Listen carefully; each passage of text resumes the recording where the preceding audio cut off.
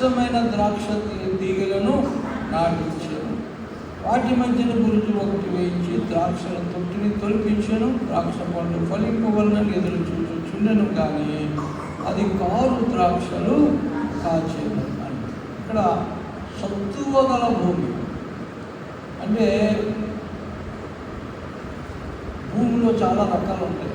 రాతి నేలలు ఉంటాయి, కంకర నేల ఉంటుంది, మెత్తల భూమి ఉంటుంది, చవిటి భూమి ఉంటుంది, చీకటి బట్టి ఉండే భూమి ఉంటుంది, రకరకాల భూములు ఉంటాయి. ఒక్కొక్క చోట ఒక్కొక్క రకమైన పంటలు పండుతాయి. ఆ భూమిని బట్టి మనం ఒకే విత్తనం 4 రకాల భూములు వేస్తే అన్నీ ఒకలాగా పండవు.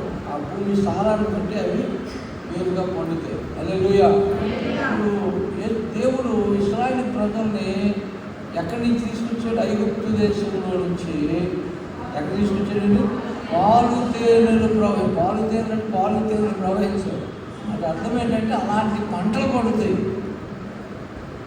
అంత విస్తారమైన సమృద్ధి అయిన ఆహారం దొరికే స్థలం, ఆశీర్వాదకరమైన స్థలంలో తీసుకెళ్తానని చెప్పాడు. హల్లెలూయా. కాబట్టి భూమి సత్తువ భూమి గల కొండ మీద నా ప్రియునికి ఒక ద్రాక్ష తోట ఉండెను. ఆయన దానిని బాగా తవ్వి అంటే లోతుగా తవ్వి అందులో ఉన్న రాళ్ళన్నీ ఏరి అందులో ఏమేయించాడట? ఎక్కడి నుంచో చాలా శ్రేష్టమైన ద్రాక్ష తీగలను తీసుకొచ్చి నాటాడు.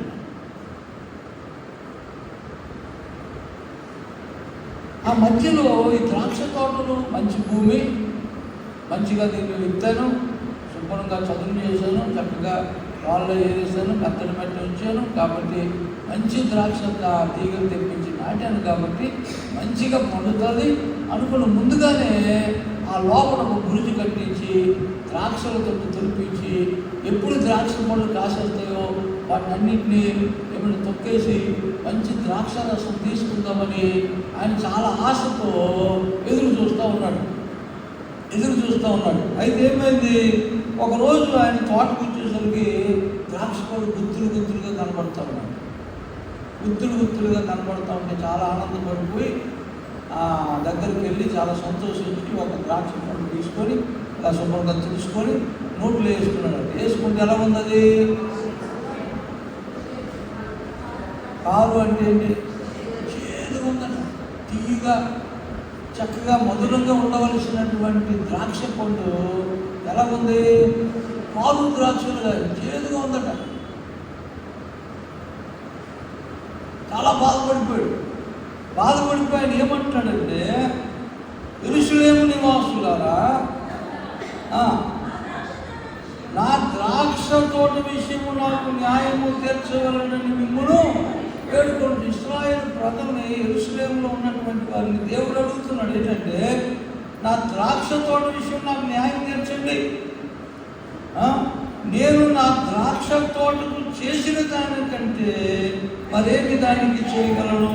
అది ద్రాక్ష పండ్లు కాయలను నేను కనిపెట్టినప్పుడు అది కారు ద్రాక్షలు కాయలకు ఇది కొంచెం.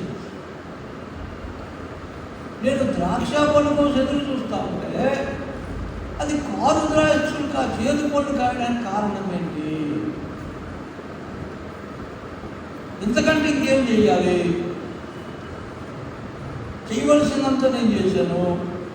మంచి భూమిలో మంచిగా తవ్వి రాళ్ళు రప్పన నేరేసి చక్కగా మంచి తీగలు తీసుకొచ్చి నాటిని దానికి నీరు కట్టి దానికి కావలసినటువంటి సదుపాయాలన్నీ చేసి ఎరువేసి అన్నీ చేస్తే ఇది ఏమైందట? పాలు ద్రాక్షలు కాసింది. దీనికి కారణం ఏంటి? ఎందుకు కారు ద్రాక్షలు కాసింది? ఇంతకంటే నేనేం చేయాలి? ఇప్పుడు నేనేమో లోపం చేస్తాది, పోనీ అలా కాసిన బావును, కారణం ఏంటి అని దేవుడు చాలా బాధతో దుఃఖముతో అడుగుతూ ఉన్నాడు. హల్లెలూయా. కారు ద్రాక్షలు కాయడానికి కారణం ఏంటి కారణం?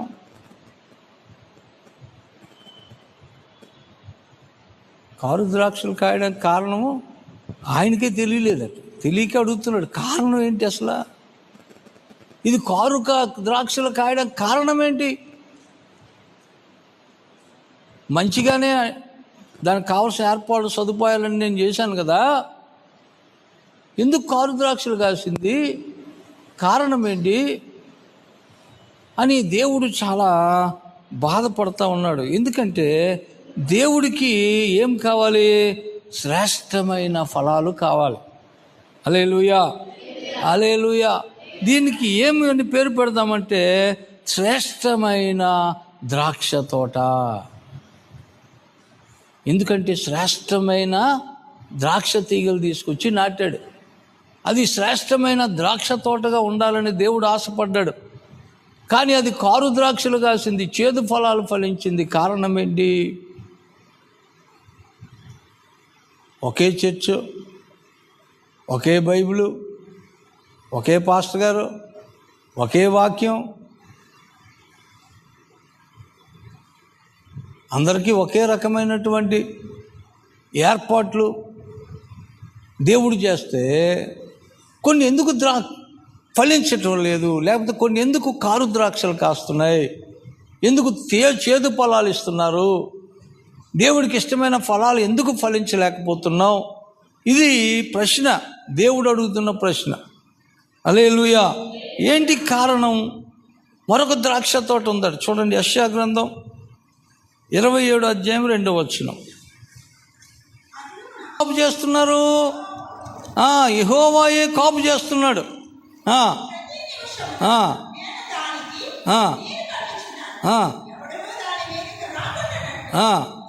దివారాత్రము దాన్ని కాపాడుచున్నాను, నా యందు క్రోధము లేదు. గచ్చపొదలు బలు రక్కసి చెట్లు ఒకవేళ నుండిన ఎడలా. హల్లెలూయా. ఇప్పుడు ఈ ద్రాక్ష తోట ఏమట? దీని పేరు ఒక్కొక్క పేరు ఉంది. ఏం ద్రాక్ష తోట అండి? మనోహరమైన ద్రాక్ష తోట. ఇందాకది ఏం ద్రాక్ష తోట? శ్రేష్టమైన ద్రాక్ష తోట. ఇదేం తోట? మనోహరమైన ద్రాక్ష తోట. మనోహరం అంటే మనసుకి ఆనందాన్ని కలిగించే, హృదయానికి ఆనందం ఇచ్చేది, లేకపోతే చాలా మంచిది అని అర్థం. చాలా మంచి ద్రాక్ష తోట ఇది. దీనికి దేవుడు ఏం చేస్తున్నాడట? నేను దానిని కాపు చేయుచున్నాను, ప్రతి నిమిషం నేను దాన్ని నీరు కట్టుచున్నాను, ఎవడు రాకుండా దివారాత్రం కాపాడుతున్నా. ఒకవేళ ఉంటే నాకు కోపం రాదా? ద్రాక్ష పళ్ళు తోట కోసం చూస్తుంటే ఇవేమి ఉన్నాయట? ఇందులో గచ్చపొదలు బలు రక్కసి చెట్లు ఉన్నాయట.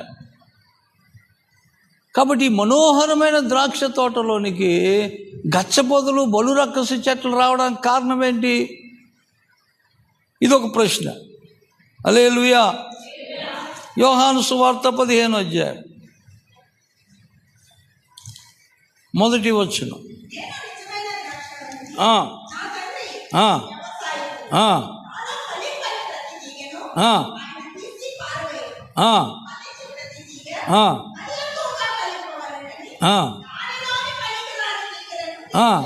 ఇక్కడ ఇంకొక ద్రాక్ష తోట ఉంది.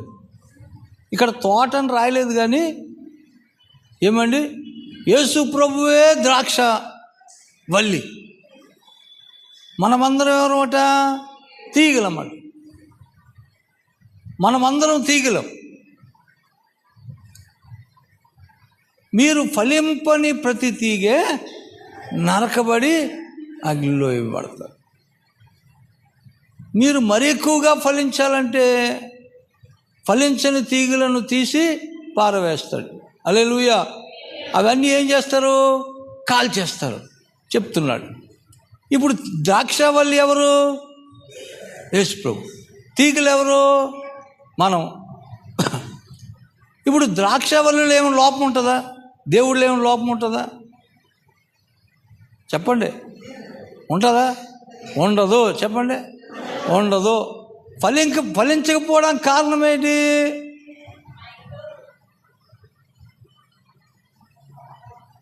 ద్రాక్షవల్లిను నేను, తీగలు మీరు. నాతో అంటు కట్టబడని ప్రతి తీగె ఫలించదు. అలాగని రాశాడు. ఏం రాశాడు? ఫలింపని ప్రతి తీగే 4వ వచనం ఉంది, నా యందు నిలిచిండుడి, మీ యందు నేను నిలిచిందును. తీగె ద్రాక్షావళిలో నిలిచి ఉంటేనే కానీ తనంతట తాను ఎలాగో ఫలించదో అలాగే నా యందు నిలిచి ఉంటేనే కానీ మీరు ఫలించరు. కట్టాడు, అంటు కట్టాడు. కానీ ఈ ద్రాక్షావల్లిలో ఉన్నటువంటి సారము ఈ తీగలోకి రావట్లేదు, అంటే సమింగా అతకబట్టలేదు,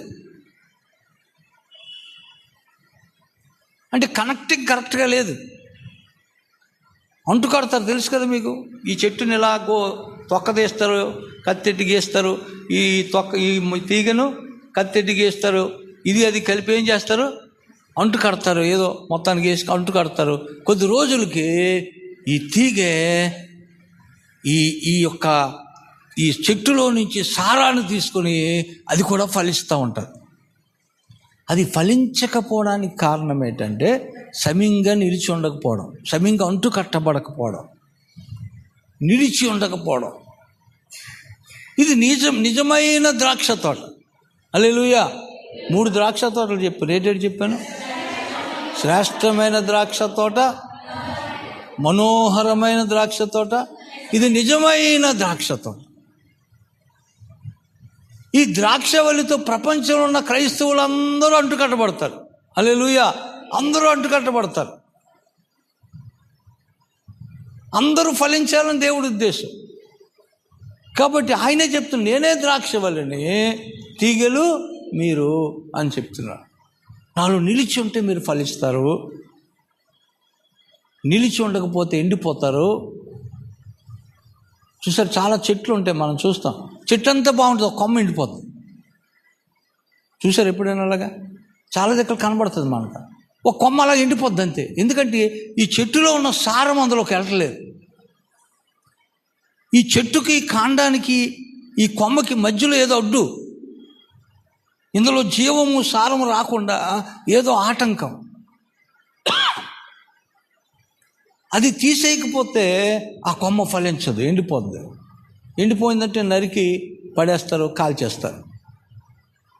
హల్లెలూయా, హల్లెలూయా. ప్రియులారా, ఇప్పుడు మన ప్రశ్నలు ఏంటంటే, ఇప్పుడు శ్రేష్టమైన ద్రాక్ష తోటలో కారు ద్రాక్షలు ఎందుకు కాసింది? మనోహరమైన ద్రాక్ష తోటలో దేవుడే దాన్ని కాస్తుంటే, కాపాడుతుంటే, దానికి కావాలి అనుక్షణము నీరు కడుతున్నాడట. హల్లెలూయా. ప్రతిరోజు మాట్లాడుతూ ఉంటాడు దేవుడు. బైబిల్ విప్తే మాట్లాడుతూ ఉంటాడు, టీవీ పెడితే మాట్లాడుతూ ఉంటాడు, చర్చికి వస్తే మాట్లాడుతూ ఉంటాడు. దేవుడు ఎందుకు ఈ వాక్యం అనే నీరు కట్టి నిన్ను ఎందుకు చూస్తున్నాడంటే నువ్వు ఫలించాలని. హల్లెలూయా, హల్లెలూయా. మొన్న మేరీ సాక్షి చెప్పింది, మన ఈ పుల్పిట్లో నుంచి అట పై నుంచి ఏమొస్తుందండి, జీవజల నదులు వస్తున్నాయట. హల్లెలూయా. వాక్యము ప్రవహిస్తూ ఉంది దేవుని సన్నిధిలో, దేవుని సంఘంలో. దేవుడు చాలా చక్కగా, చాలా క్రమంగా, చక్కగా మాట్లాడుతూ ఉన్నాడు మనందరితో. అయినా ఏమున్నాయట, గచ్చ పొదలు, బలు రక్కస చెట్లు ఉన్నాయి, కొన్ని అలాగున్నాయి. ద్రాక్షతో వల్లిల్లా లేవు. ద్రాక్ష తోట అనగానే అర్థం ఏంటంటే మధురమైనది, మనోహరమైనది. హల్లెలూయా. ద్రాక్ష తోట అంటే అర్థం ఏంటంటే మనోహరమైనది, మనసుకు ఉల్లాసాన్ని ఇచ్చేది, ఆనందాన్ని ఇచ్చేది, బలాన్ని ఇచ్చేది. నీలోగిట నీ భార్య ఫలించు ద్రాక్షవల్లి అంటే కుటుంబానికి ఆదరణ ఇచ్చేది, ఆనందాన్ని ఇచ్చేది, మాధుర్యాన్ని ఇచ్చేది ఎవరు? భార్య, స్త్రీ.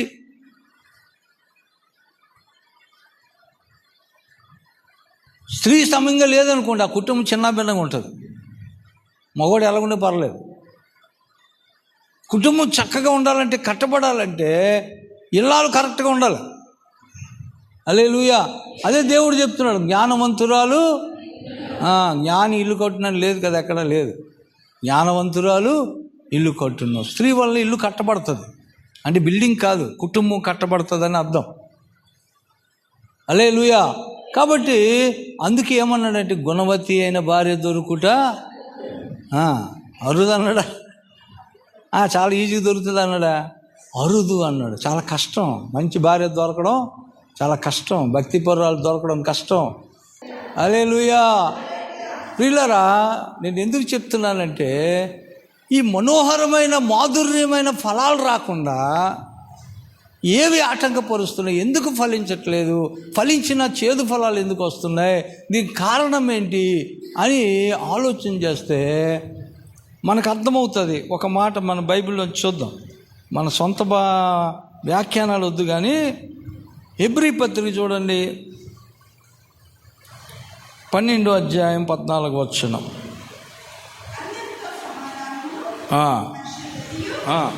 పేరు గురించి చెప్పాడండి. చెట్టు బాగా ఎదగాలి, ఫలించాలంటే దేనిలో ఎక్కువ ఉంటుందంటే వేరులో ఉంటుంది. హల్లెలూయా. వేరు కరెక్ట్గా నాటుకుంటే, వేరుకి సరైనటువంటి పోషకము అందితే, దానికి కావలసినటువంటి ఆహారం అందితే అది చెట్టు అంతని చక్కగా ఫలింపు చేస్తుంది. ఆ వేరుకి ఏదైనా అడ్డు వచ్చింది అనుకోండి, మొక్క సమింగా ఎదగదు, సమింగా ఫలించదు. కాబట్టి వేరులో లోపం ఉంటుంది. వేరులో లోపం వచ్చిందంటే చెట్టులో లోపం వచ్చేస్తుంది. హల్లెలూయా, హల్లెలూయా. వేరు అంటే ఏంటో తెలుసా? వేరు కనబడుతుందా, చెట్టు కనబడుతుందా? మనకు ద్రవ్య దృష్టి ఉంది కదా, ఏం కనబడుతుంది? చెట్టే కనబడదు, మనకేం ద్రవ్య దృష్టిలో లేవు. ఇలా చూస్తే వేరు కనబడదు. మనం వేరు ఇంపార్టెంటే కానీ వేరు కనబడదు. ఇప్పుడు చెట్టు బాగా ఎదగకపోవడానికి కారణం ఏంటంటే, చెట్టు బాగా ఎదగకపోవడానికి ఫలింపకపోవడానికి కారణం ఏంటంటే వేరే. ఇప్పుడు వేరు కనబడదు, చెట్టు కనబడుతుంది. పై రూపం కనబడుతుంది మనందరిదే కదా, లోపలది వేరు కనబడదు, అంతరంగం కనబడదు. మీ అంతరంగము ఒకవేళ లోపం ఉంటే మీరు ఫలించరు. హల్లెలూయా. అంతరంగములో లోపం ఉంటే, మీ లోపట ఏమైనా లోపం ఉంటే,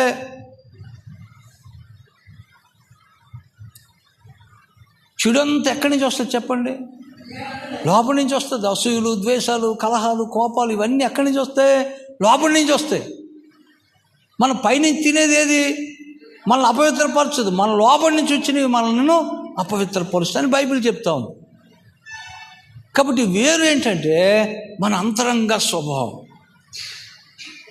అందుకే బైబిల్ ఏం చెప్తుందంటే, జడలల్లో కొనుటయు, బంగారు నగలు పెట్టుకున్నట్టు, వెలగల వస్త్రములు ధరించుకున్నట్టు, వెలుపటి అలంకారం మీకు అలంకారముగా ఉండక. అంటే పెట్టుకోండి పర్వాలేదు, నేనేం అభ్యంతరపరచను, కానీ అది మీకు అలంకరణ కాదు. దేవుడు చెప్తుంది అది దేవుని అలంకరణ, దేవుడికి ఇష్టమైన అలంకరణ కాదు. సాధువైన మృదువైన గుణమనే అక్షయ అలంకారము మీ అంతరంగ స్వభావం మీకు అలంకారంగా ఉండాలి. లోపల స్వభావం అలంకారంగా ఉండాలి. లోపల మంచి స్వభావం ఉందనుకోండి, అంత బయటికి మంచి వస్తుంది. అప్పుడు చేదు ద్రాక్షలు రావు. ఏం ద్రాక్షలు వస్తాయి? మధురమైన ద్రాక్ష పళ్ళు వస్తాయి. అంతరంగం చెడిపోతాయి, చేదు పళ్ళు వస్తాయి. అందుకే అక్కడ ఏం చెప్తున్నాడు? 12వ అధ్యాయం 14వ వచనంలో ఉండడం అవ్వదు, పరిశుద్ధంగా ఉండడం అవ్వదు. కానీ ఏం చేయమంటున్నాడు? ప్రయత్నించండి, మీ వంతు ప్రయత్నం చేయండి. పరిశుద్ధంగా ఉండాలి, ఏ తప్పు చేయకుండా ఉండాలి, అబద్ధం ఆడకుండా ఉండాలి, మోసం చేయకుండా ఉండాలి, పాడు పనులు చేయకుండా ఉండాలి, పాడు మాట్లాడకుండా ఉండాలి, దేవునికి వ్యతిరేకంగా ఏమి చేయకుండా ఉండాలి అనే ప్రయత్నం నువ్వు చేయాలి. ఎవరితో కూడా గొడవలు పెట్టుకోకుండా, అందరితో సమాధానంగా ఉండడానికి ప్రయత్నం చేయాలి. శత్రువులు ఉంటారు, మనం అంటే పడినోళ్ళు గిట్టనోళ్ళు ఉంటారు. ఎంత మంచిగా ఉన్నా ఎవరికో మనం పడవం, అవునా కదా? ఎవరికోటి మనం పడవం. మనం చూస్తారు, శత్రువు ఎలా పావులు తేలు చూస్తున్నట్టు చూస్తారు కొంతమంది. మనం బాగా ప్రేమిస్తాం వాళ్ళు, కానీ వాళ్ళు మనల్ని అలా చూస్తారు. కాబట్టి అందరితో సమాధానంగా ఉండడం కష్టమే, కానీ ప్రయత్నం చేయండి. నీ వంతు ప్రయత్నం చేయాలి. అవతల నిన్ను ఏమనుకుంటే అనుకోని, తిట్టుకొని ద్వేషిస్తే ద్వేషించని, కోప్పడితే కోప్పడిని, నువ్వు ప్రేమగా ఉండడానికి ప్రయత్నం చేయి. ఇంకా ఏం చెప్తున్నాడు? మీలో పరిశుద్ధత లేకుండా ప్రభుని చూడు. మీలో ఎవడైనాను దేవుని కృప పొందకుండా తప్పిపోవునేమో అనియు, చేదైన వేరేదైనా మొలిచి కలవరపరుచుట వలన అనేకులు అపవిత్రులైపోదురేమో అనియు అన్నారు. చేదైన వేరు మొలిస్తే ఇంకేమంటాడండి? ఎవడైనాను దేవుని కృపను పొందకుండా తప్పిపోతాడేమో, చేదైన వేరేదైనా మొలిచి కలవరపరచడం వలన అనేకులు అపవిత్రులైపోతారేమో. జాగ్రత్తగా చూసుకో.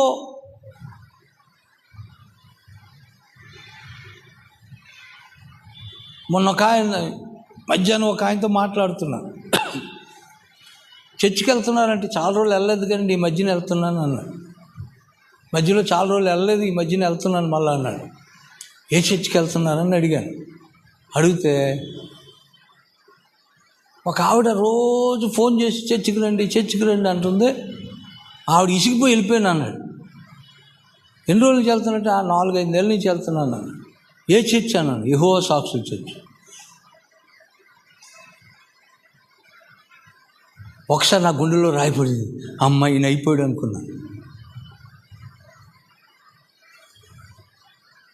మీరు పరిశుద్ధాత్మను పొందారు, భాషలతో మాట్లాడతారు, ప్రవచనాలు చెప్తాడు, అంత ఆత్మీయంగా ఉన్నాడు.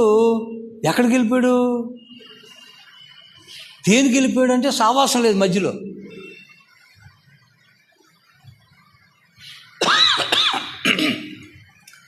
చేదైన వేరు ములిసిపోయింది.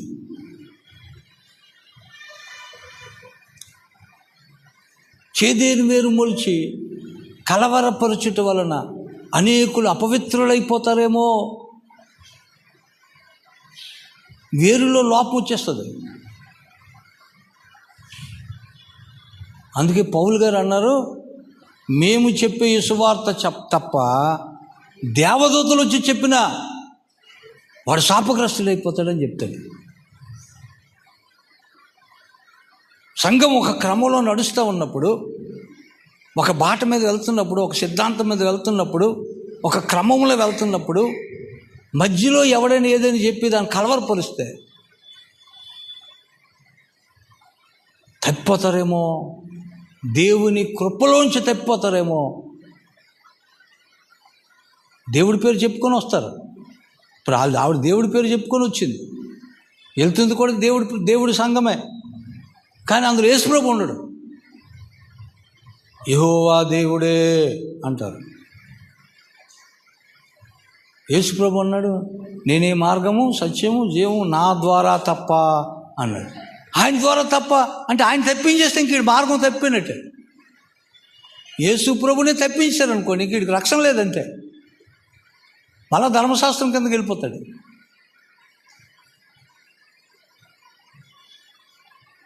అంటే ఇలాగా కలవరపరిచి తప్పుదో పట్టించే వాళ్ళు ఉంటారు, పరిశుద్ధతలో తప్పించే వాళ్ళు ఉంటారు. మంచి మాటలు చెప్పుకొని వస్తారు.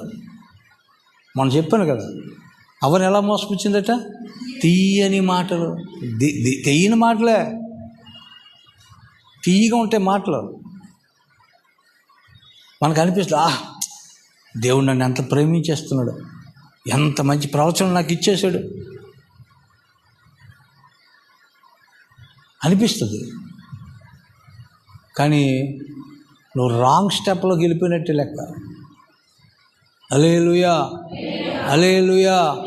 ఏమండి దేవుడు ఏం చెప్తున్నాడంటే, నువ్వు దేవుని కృపను పొందకుండా తప్పిపోవునేమో అని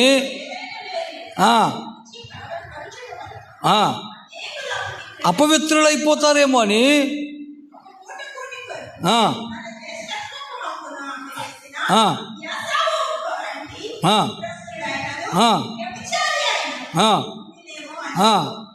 జాగ్రత్తగా చూసుకోండి. ఒక్క పూట కూటి కోసం దేవుడిచ్చిన జ్యేష్ఠత్వాన్ని, దేవుడిచ్చినటువంటి అధికారాన్ని, దేవుడిచ్చిన ఆధిక్యతని, దేవుడిచ్చినటువంటి ఆ స్థితిని నువ్వు ఒకవేళ తప్పిపోతావేమో, దాన్ని బట్టి నీలో చేదు ఫలాలు వస్తాయేమో. జాగ్రత్త. యాసవ చెడ్డోడు కాదు.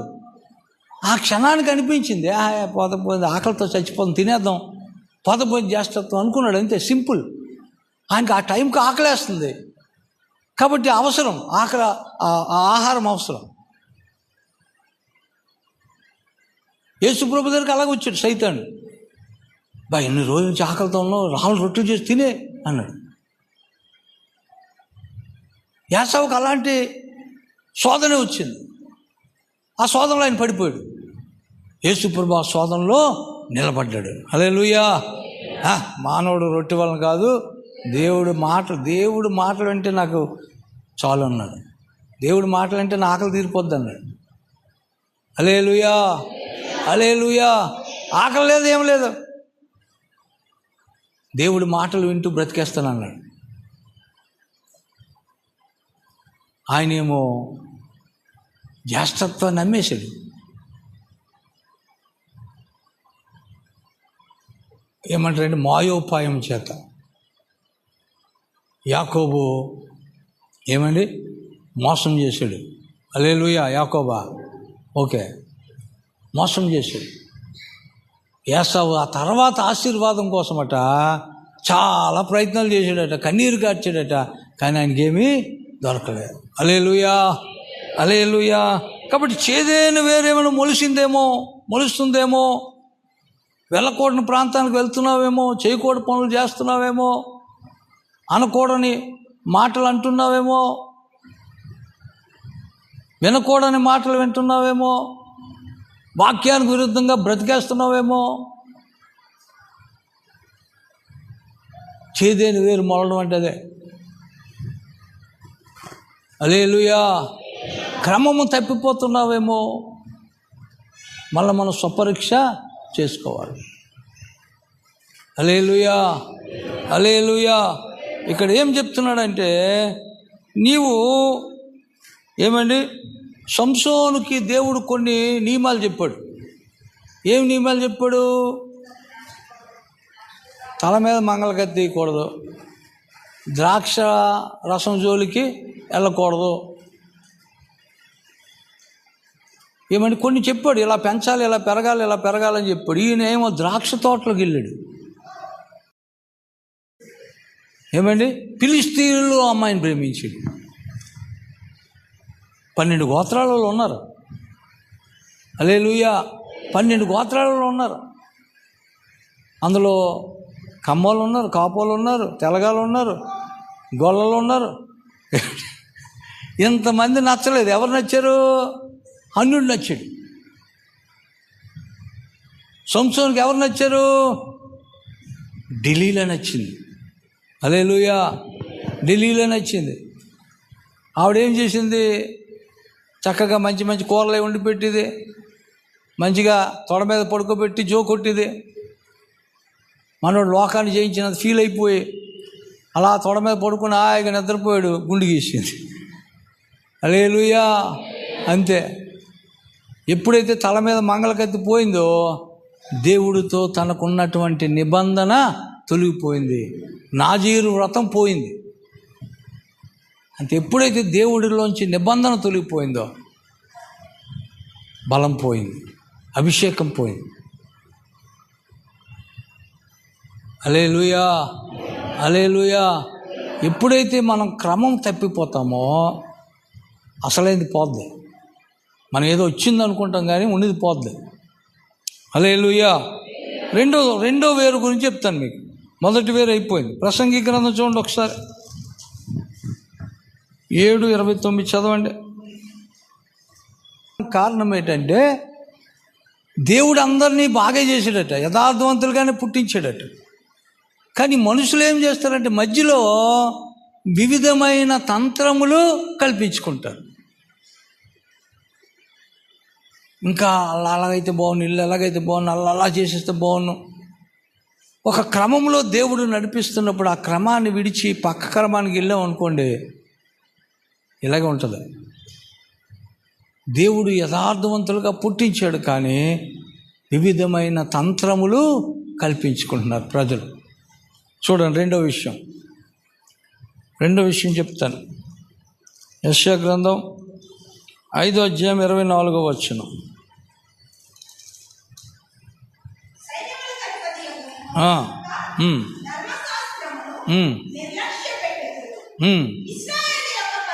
వేరు కులిపోను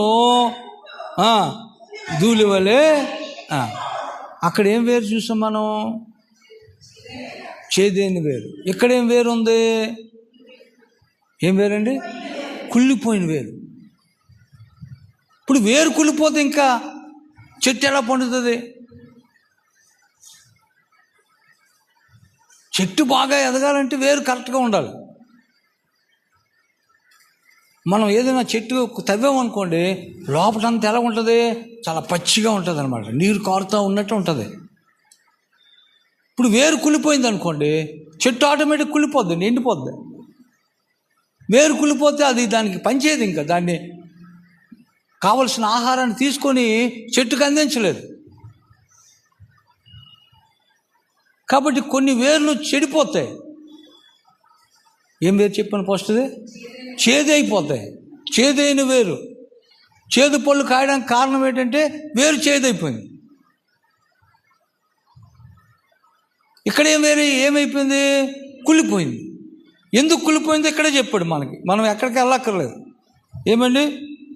సైన్యములకు అధిపతి యెహోవా యొక్క ధర్మశాస్త్రము నిర్లక్ష్య పెట్టుదురు, ఇశ్రాయేలు యొక్క పరిశుద్ధ దేవుని వాక్కును తృణీకరిస్తారు.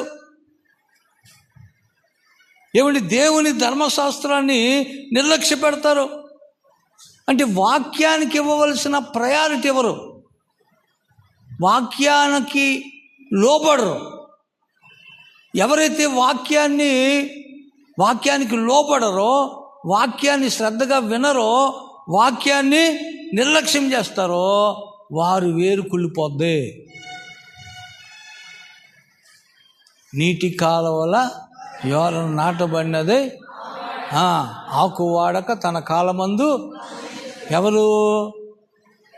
యెహోవా ధర్మశాస్త్రమునందు ఆనందిస్తూ దివారాత్రము దానిని ధ్యానిస్తే, అంటే వాక్యానికి విలువిస్తే, వాక్యం కోసం దివారాత్రులు ప్రయత్నం చేస్తే, వాక్యం వినడానికి శ్రద్ధ చూపిస్తే, వాక్యం చదవడానికి శ్రద్ధ చూపిస్తే, వాక్యం ధ్యానించడానికి శ్రద్ధ చూపిస్తే నీ వేరెప్పుడు కుళ్ళిపోదు. నువ్వు ధర్మశాస్త్రాన్ని ధ్యానిస్తున్నంతకాలం ఏమవుతుందంటే నీవు ఆకు వాడక తన కాలమందు ఫలమిచ్చి చెట్టులాగా ఉంటావు, పచ్చగా ఉంటావు, ఆరోగ్యంగా ఉంటావు, పుష్టిగా ఉంటావు. అసలు ఎప్పుడు ఎండదు అది. టైంకి కాపు కాస్తూ ఉంటుంది. వేరు కుళ్ళిపోవడానికి కారణం ఏంటంటే ఇక్కడ దేవుడు చెప్తున్నాడు, ధర్మశాస్త్రానికి విలువ ఇవ్వట్లేదు, ధర్మశాస్త్రానికి లోబట్టం లేదు. హల్లెలూయా. కాబట్టి 5వ అధ్యాయం కదా మనం చదువుతున్నాం. ఓకే, ఏమండి? ధర్మశాస్త్రానికి వాళ్ళు నిర్లక్ష్య పెడుతున్నారు, దేవుని వాక్కును తృణీకరిస్తున్నారు.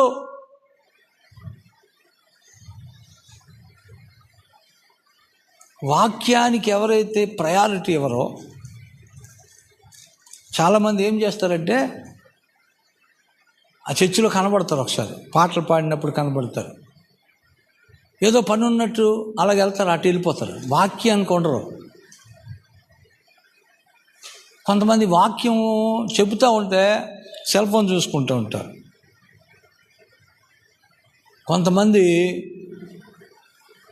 అన్యాక్రాంతంగా వింటారు, మైండ్ ఎక్కడో ఉంటుంది, వింటున్నట్టే ఉంటారు, కానీ మైండ్లోకి అది ఎక్కదు, హృదయంలోకి వెళ్ళదు. ఇటు వెళ్ళిపోతుంటారు. ఒక చెవిలో విని ఒక చెవిలో వదిలేస్తూ ఉంటారు. అందువల్ల మా పాప అంటుంది, మీరు వింటున్నట్టే ఉన్నారు కానీ మీరు వినలేదా డాడీ అంటుంది. ఏదో వింటున్నాను కానీ వినలేదు సమీ. ఏటమ్మా అన్నారు మళ్ళా. అంటే మీరు ఎందరూ విన్నట్టే నటించారు, విన్నట్టే అనిపించింది కానీ మీకు ఆ మైండ్లోకి ఎక్కలేదన్నమాట అన్నది. అలాంటి మాటలు ఎక్కకపోయినా పర్లేదు, మామూలు లోక సంబంధమే. హల్లెలూయా. కానీ దేవుని వాక్యం మాత్రం ఎలాగెళ్ళాలండి? హృదయంలోకి వెళ్ళిపోవాలి. మీ హృదయం అనే పలక మీద వాటిని రాసుకోండి అంటాడు. హల్లెలూయా. మీ గడప కమ్ముల మీద ఉండాలి, మీ గౌన్ల మీద ఉండాలి, మీ నుదుట బాసికముగా ఉండాలి, మీ చేతికి కంకణాలలాగా ఉండాలి, వాక్యం నీ చుట్టూ ఉండాలి.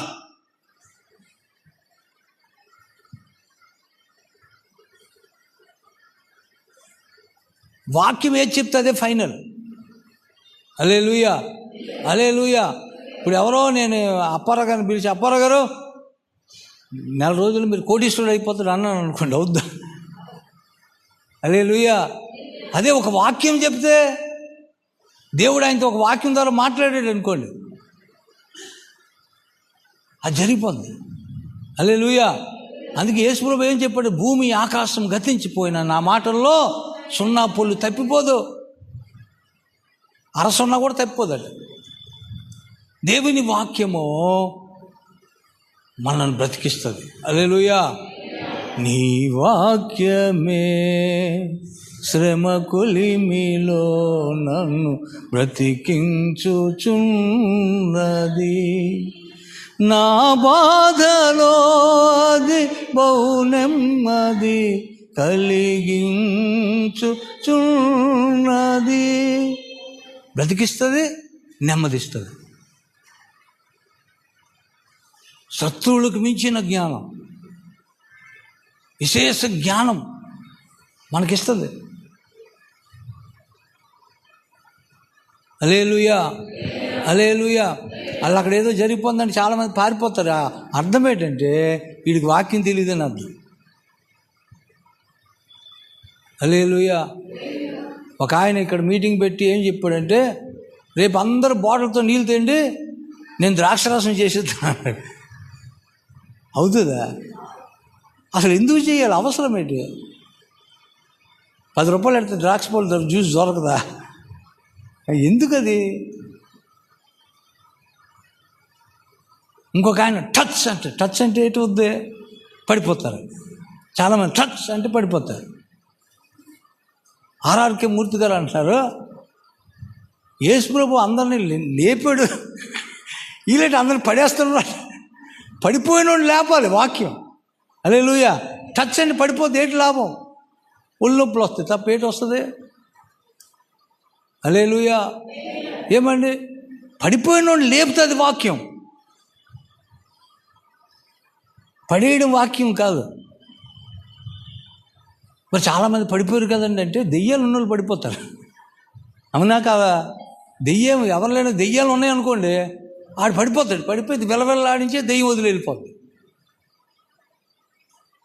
అంటే పడిపోతున్న వాళ్ళు అందరూ ఏమున్నట్టు? దెయ్యాలు ఉన్నట్టు లెక్క. హల్లెలూయా, హల్లెలూయా. కాబట్టి నిలబెట్టాలి. దేవుడి వాక్యం నిలబెడుతుంది, బలపరుస్తుంది. ఇత్తడి తలుపులు విరగొడతాయి, ఇనుప గడియలు పగలగొడుతుంది. వాక్యం అట వేగముగా పరిగెత్తదట. హల్లెలూయా. వాక్యం వేగంగా పరిగెత్తది. వాక్యం అద్దం వంటిది, సుత్తి వంటిది, సబ్బు వంటిది. హల్లెలూయా. కడిగేస్తుంది, సరిచేసేస్తుంది, నీ లోపాలన్నీ నీకు చూపించేస్తుంది. దానికి ప్రయారిటీ ఇవ్వకుండా, దానికి లోపడకుండా ఏదేదో అని పరుగులెడితే ఏమీ జరగదు. నేనేం చెప్పినా అది జరగదు. వాక్యాన్ని నమ్మండి, వాక్యం మిమ్మల్ని బ్రతికిస్తుంది. వాక్యం శ్రద్ధగా చదవండి. ప్రభు ఈరోజు నాతో మాట్లాడు, అని ప్రార్థన చేసుకుని బైబిల్ తీయండి, దేవుడు మాట్లాడతాడు. ఆ వాక్యం మిమ్మల్ని బలపరుస్తుంది. హల్లెలూయా, హల్లెలూయా. నాకు ఎప్పుడైనా చాలా కష్టాలు బాధలు వచ్చాయనుకోండి, ఒకసారి నేను బైబిల్ తీసి దేవుడు నన్ను ఏ వాక్యంతో పిలిచాడో అదొకసారి చదువుకుంటాను. ఎక్కలేని బలము, ధైర్యము, నిబ్బరము అన్నీ వచ్చేస్తాయి. దేవుడు నన్ను ఈ పిలుపుతో పిలిచాడు. గొప్ప ధైర్యం వచ్చేస్తుంది నాకు. మీ వాగ్దానాలు పట్టుకోండి, వాక్యాలు పట్టుకోండి, మనుషులు చూడొద్దు. హల్లెలూయా, హల్లెలూయా. ఆయన అంటాడు, నేను ఇసిగిపోయానండి కొంతమంది పాస్టర్ గారితో, అందుకే నేను అటు వెళ్ళిపోయాను అన్నాడు. మరి అక్కడ ఉన్నోళ్ళు పుణ్యాత్ములేటి, ఆ పరిశుద్ధులేటి, వాళ్ళు కూడా లోపాలు ఉంటాయి. మనుషులందరిలో లోపాలు ఉంటాయి. మనుషులు చూస్తే మనం ముందుకెళ్ళలేము. లోపం లేనివాడు ఎవరు ఉంటాడా? నేను చెప్పాను, ఎవరిని చూడండి, దేశప్రభుని చూడండి. విశ్వాసమునకు కర్తయు కొనసాగించేవాడైనా యేసు వైపు చూస్తూ, మనుషుల్ని ఎవరు చూడొద్దు.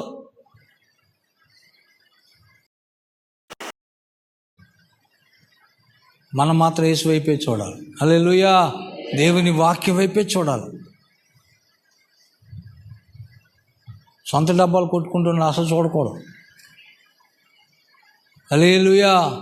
దేవుడు మనతో మాట్లాడుతాడు. వేరు ఏమైపోయిందటండి?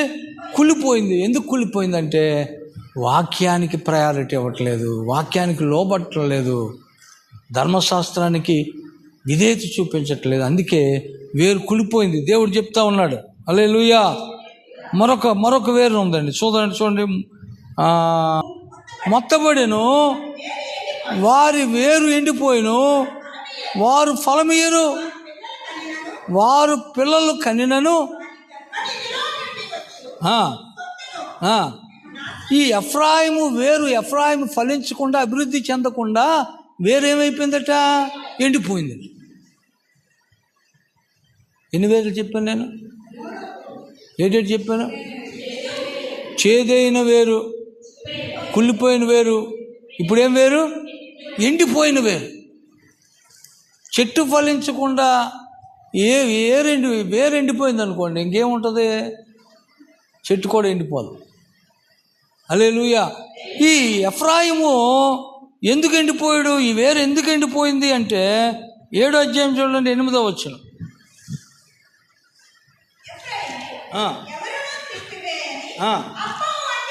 చూడండి, ఎఫ్రాయిము ఎవరు తిప్పని అప్పము వంటి వాడు ఆయన. హల్లెలూయా. ఎవరు తిప్పివేయని. ఇప్పుడు అట్టు ఒక పక్క మనం దోశ వేసుకున్నాం ఇక్కడ ఏం చేస్తాం? 2 పక్క కాలుస్తాం లేదా? ఒక పక్క వేసి వదిలేసాం అనుకోండి, అలాగా అదే 2 పక్క కాలుతుంది అంటే ఏమైపోద్ది? మాడిపోద్ది. మాడిపోతే ఏమైపోద్ది? చేదైపోద్ది. హల్లెలూయా, హల్లెలూయా. మరి హోటల్లో ఒక పక్క వేస్తాడు కదండి, అంటే అది వేరే టైప్, మంద వేరే టైప్. ఇప్పుడు ఎఫ్రాయిము ఏమయ్యాడటండి? ఎవరు త్రిప్పివేయని అప్పం అంటే ఒక పక్కే కాలేడు, ఒక పక్క కాలేదు. ఖాళీ కాలని అప్పము వంటి వాయుడు ఆయను. అన్యులు అతని బలమును మింగివేసినను, అది అతనికి తెలియకపోయాను. అతని తల మీద నెలిసిన వెంట్రుకలు కనబడుచున్నను, అది అతనికి తెలియలేదు. ఇశ్రాయేలుకున్న అతిశయాస్పదము అతని మీద సాక్ష్యము పలుకును. ఇంత జరిగినను వారు తమ దేవుడైన యెహోవా వద్దకు తిరగకై ఉన్నారు, ఆయనను వెదకకై ఉన్నారు. ఎఫ్రాయిము బుద్ధి లేని పిరికి గుండె గల గువాయను అంటున్నాడు. హల్లెలూయా. ఎఫ్రాయిము ఎందుకు ఖాళీ కాలని అప్పంలాగా అయిపోయాడంటే, ఆయన వేరు ఎందుకు ఎండిపోయిందంటే, బైబిల్ ఏం చెప్తుందంటే ఆయన అన్యులతో కలిసిపోయాడట. ఏం చేశాడు? అన్యుల జనులతో కలిసిపోయాడు. అన్యులతో స్నేహం, అన్యుల యొక్క ఆచారాలు, అన్యుల యొక్క పద్ధతులు, అన్యులు చేసినట్టు వీళ్ళు చేసేస్తూ ఉన్నారు. దేవుని బిడ్డల్లా ఉండకుండా, వాక్యాన్ని అనుసరించి నడవకుండా అన్యాచారాలు అనుసరించి నడుస్తూ ఉన్నారు. లేదండి, కొన్ని అనుసరించాలండి, కొన్ని చెయ్యాలండి, తప్పదండి. వాస్తులు ఉన్నాయండి, మంచి రోజులు కూడా ఉన్నాయండి, చూసుకుని వెళ్ళండి బాబోయ్.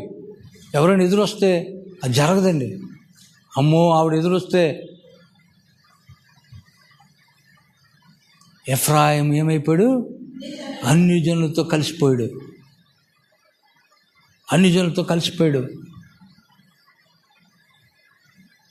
నేను స్థలాలు వెతుకున్నప్పుడు ఏం వెతికాను తెలుసా మీకు? రోడ్డు ఎదురుకుంటే ఏదైనా స్థలం ఉంటే తక్కువ రేటుకి వస్తుందని వెతికాను. రోడ్డు పోటు. హల్లెలూయా. రోడ్డు పోటు లేదు, ఏ పోటు లేదు మనకు. హల్లెలూయా. ఒకళ్ళు రోడ్డు పేటు ఉంటే యేసుప్రభు దానికి పోటేస్తాడు. యేసుప్రభు ఉంటే మనకి ఇంకా పోటేటి. హల్లెలూయా. ఏమండి, యేసుప్రభు ఉంటే మనకు పోట్లు లేవేం లేవు. ఆ ప్రసాద్ కూడా తక్కువ రేటుకు వచ్చిందని చక్కగా రోడ్డు పోటు స్థలం కొనుక్కొని ఇల్లు కట్టుకున్నాడు. ఏమండి, ద్వారం ఇట్టు ఉండాలండి, తూర్పు వైపు గుమ్మం ఉండాలండి. ఏమ్మా, తూర్పు వైపు గుమ్మం ఉంటే ఏమొస్తుందట? ఆశీర్వాదం వస్తుంది. దక్షిణ వైపు గుమ్మం ఉండాలి. ఇల్లు ఇక్కడ బరువు ఉండాలి, అక్కడ బరువు ఉండాలి. ఆ మూలలో, ఈశాన్య మూలలో ఏదో బరువు ఉండాలంటారు. ఇక్కడేమో నుయ్యి ఉండాలి, గొయ్యి ఉండాలన్నమాట. మనం చెప్పిన వాళ్ళన్నీ వాళ్ళు పాటించరు తెలుసా మీకు? చెప్పడానికి అవి. మనం ఏమైపోతున్నాం అంటే కలిసిపోతున్నాం. ఎఫ్రాయిము పిరికి గుండె గల గువ్వ అయిపోయాడు. ఎవడో చెప్పిన మాటలు వినేస్తున్నాడు, భయపడిపోతున్నాడు, వాళ్ళు చెప్పినట్టు వినేస్తున్నాడు, అన్నిటితో కలిసిపోయాడు, తిప్పివేయని అప్పంలాగా అయిపోయాడు. ఒక పక్క వాక్యం, ఒక పక్క దేవుడు, ఒక పక్క అన్యులు, అన్ని ఆచారాలు. ఎందుకు ఈయన వేరు ఎండిపోయిందంటే కలిసిపోయాడు. టైం అయిపోయింది. హల్లెలూయా, హల్లెలూయా. ఇంకొక విషయం చెప్పి ముగించేస్తాను. ఇంకొక వేరు, ఆ వేరు గురించి చెప్పి ముగించేస్తాను. మత్తయి సువార్త 13:18.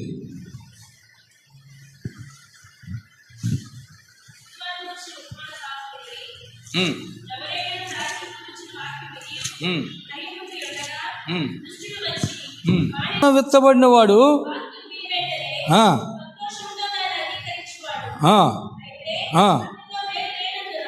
ఏటి లేదు, ఆయనకి వేరు లేదట. అంటే వేరు ఉన్నది, వేరు లేకపోతే ఎదగడు కదా.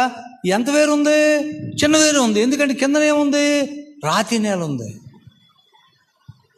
గబగబ ఎదుగుతారట. వేరు కిందకి వెళ్ళలేదు, నాటుకోలేదు. ఎందుకంటే కింద రాయి ఉంది కాబట్టి అది ఎండగట్టిగా తగలగానే ఎండిపోయింది. అంటే లోతుగా లేని వేరు, లోతుగా నాటబడని వేరు. ఎన్ని వేరు చెప్పాను? మళ్ళీ చెప్పండి. ఏంటి చెప్పాను? చేదైన వేరు, కుళ్ళిపోయిన వేరు, ఎండిపోయిన వేరు, లోతుగా నాటబడని వేరు. ఈ లోతుగా నాటబడని వేరు ఎండ తగలగానే ఏమైపోయింది? చెట్టు ఎండిపోయింది. అంటే వేరు లోతుగా లేదు, డెప్త్ లేదు, లోతైన అనుభవం లేదు,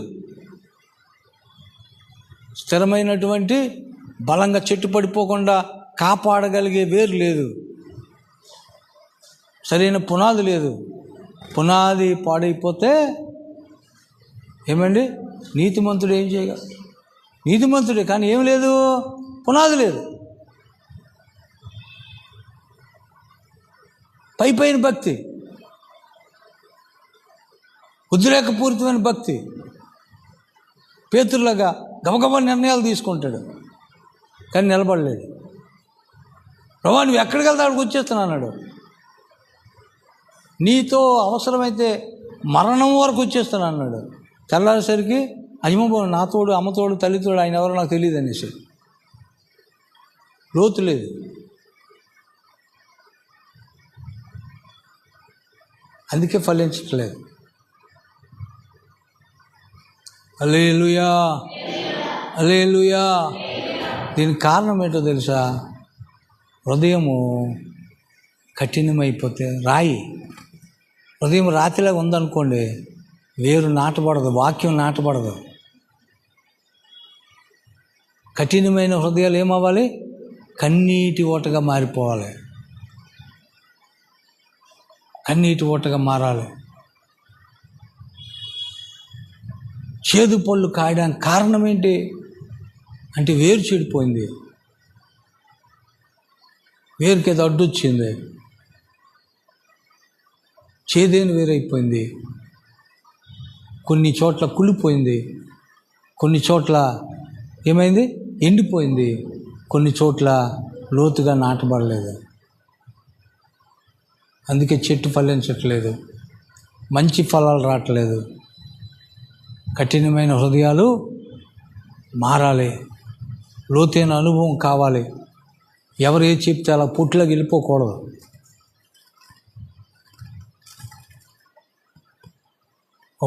ఒక చర్చ్ ఉండేది మన గడ్డ వీధిలో. అడేవో తిక్క పనులన్నీ చేస్తున్నాడని నేను చెప్పాను, నేను ఇంకా రాను ఇక్కడికి, మీరే అక్కడికి వచ్చేయండి, మీ సంఘంలో క్రమం లేని పనులు చేయకూడదు, అక్రమమైన విషయాలు చేయకూడదు అని చెప్పి వచ్చేసాను నేను. వచ్చేస్తే ఒక ఆయన ఈ సంగతి తెలిసి తెల్లవారు ఇంటికి వెళ్ళిపోయి, దేవుడు రాత్రి నాకు దర్శనం ఇచ్చాడు, మీ దగ్గరికి వెళ్ళమన్నాడని చెప్పాడు.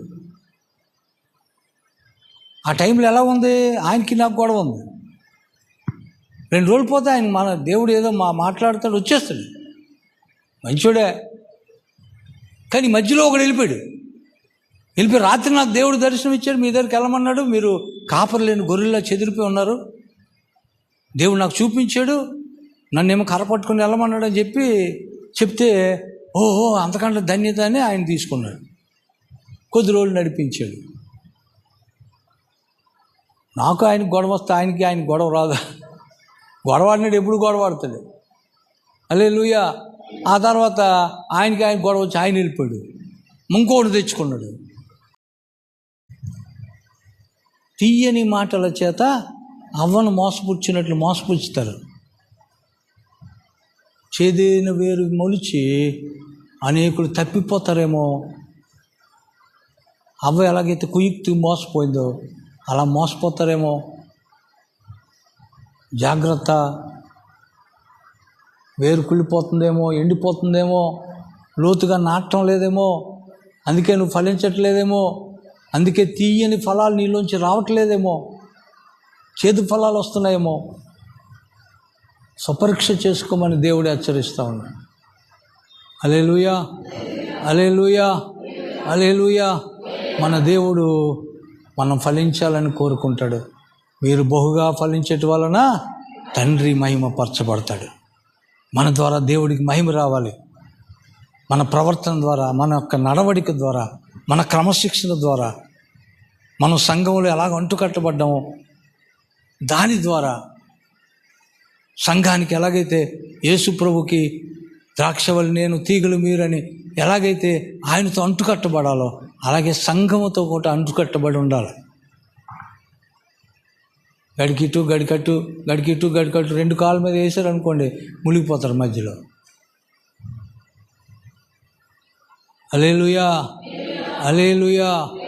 దేవుని వాక్యానికి లోబడాలి, దేవుని వాక్యానికి విధేయత చూపించాలి, దానికి ఇవ్వవలసిన ప్రయారిటీ ఇవ్వాలి, క్రమంగా నడవాలి. వాక్యానికి విరుద్ధంగా మనం వెళ్ళకూడదు. హల్లెలూయా. కళ్ళు మూసుకొని అందరూ లేచి నిలబడదాం.